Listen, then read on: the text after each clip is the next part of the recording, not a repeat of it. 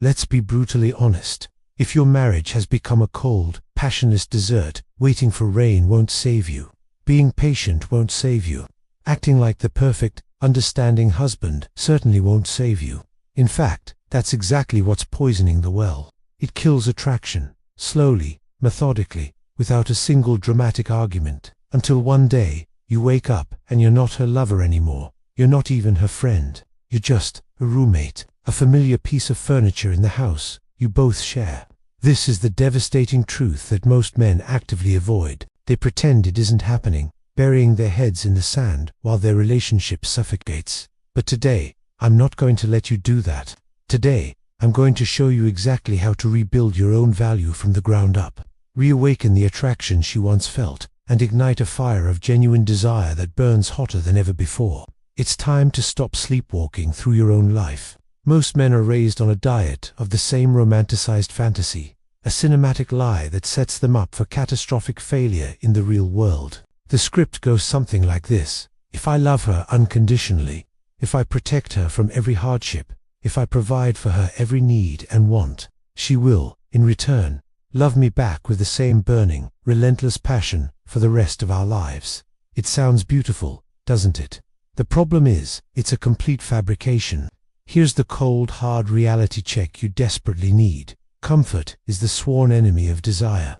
It is the kryptonite to passion. When you dedicate your entire existence to pleasing her, when you systematically erase every potential point of conflict to create a life of frictionless ease, when you fully embody the role of the perfectly agreeable husband, she doesn't feel a surge of primal passion. She feels safe. She feels comfortable. She feels secure. But let me be crystal clear. Safe and secure are not, and will never be, the same as raw, untamed desire.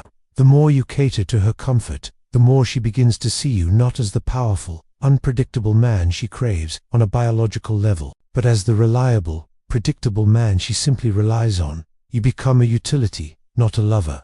In the beginning, the signs are so subtle you'd miss them if you weren't looking. She starts saying she's just too tired almost every night. It becomes a mantra. She begins to subtly recoil from your touch, pulling away just a fraction of a second before you make contact. The phrase, "I just don't feel like," it becomes the standard response to any advance, delivered with a sigh of weary resignation. This is the first stage. From there, the decline accelerates. Slowly, but with chilling certainty, she begins the process of moving you out of the lover category and firmly into the roommate zone.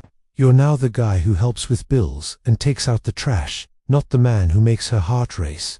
And here's the most insidious part of this entire dynamic. She might not even be consciously aware that it's happening.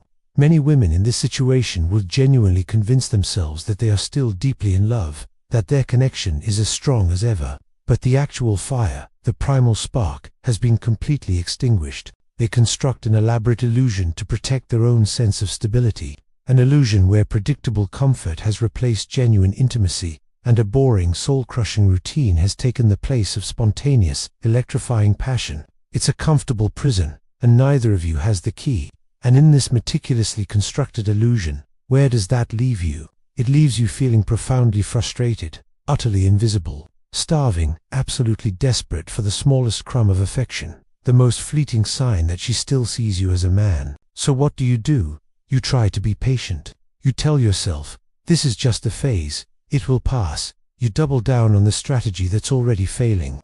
You do even more chores, hoping she'll notice your effort. You buy more expensive gifts, hoping to purchase a moment of warmth.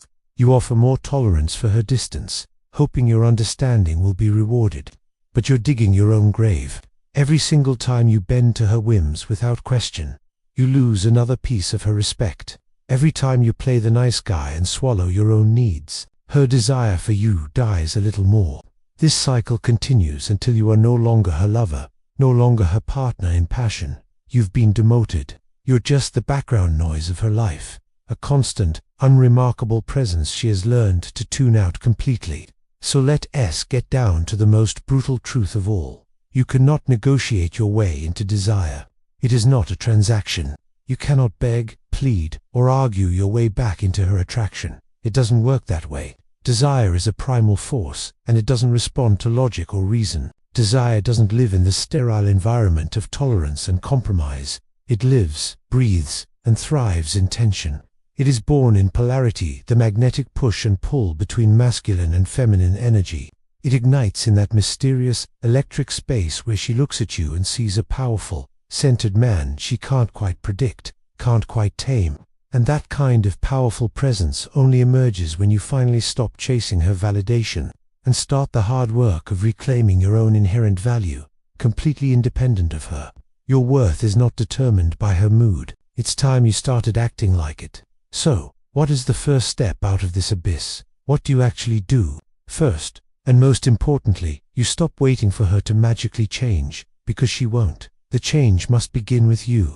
The responsibility is yours. Second, you draw a hard line in the sand. You establish boundaries. You define your standards for the relationship and for your life. You must internalize this truth. You are not on this earth to be her pet project, her emotional safety net, or her second child. You are her man, and being her man means you must live by your own mission, guided by your own internal compass.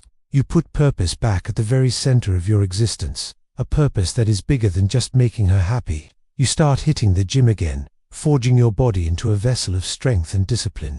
You reignite your ambition and pursue your goals with relentless focus. You start leading your own path, walking with confidence in the direction you have chosen. Because here's the great paradox of attraction that nice guys never understand. The moment you stop orbiting around her world like a desperate satellite is the exact moment she starts to notice you again, drawn in by the gravitational pull of your own centered, powerful life.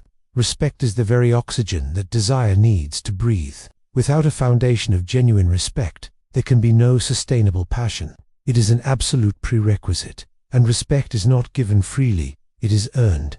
It is earned when you stop tolerating behavior that systematically kills intimacy and connection. It is earned when you have the courage to look her directly in the eye and say, with calm conviction, "This is not enough for me. I want more from our connection, and I will not settle for a life as roommates." That is the moment she wakes up from her comfortable slumber. Because in that instant, she is no longer looking at the agreeable, predictable man she has taken for granted. Suddenly, she sees a man with a spine, a man with unshakable standards, a man she cannot easily control or manipulate with her moods. And that realization, that is what reignites the fire. This isn't about manipulation. It isn't about playing petty games. It is about the raw, undeniable power of strength, the magnetic pull of truth. When you rise to become the man you were always meant to be, she feels it on a visceral level. When you take the lead in your life and in the relationship, she instinctively responds to that masculine energy. When you stop playing the role of the good little husband who tiptoes around her feelings and start embodying a man of power, purpose, and unshakable boundaries,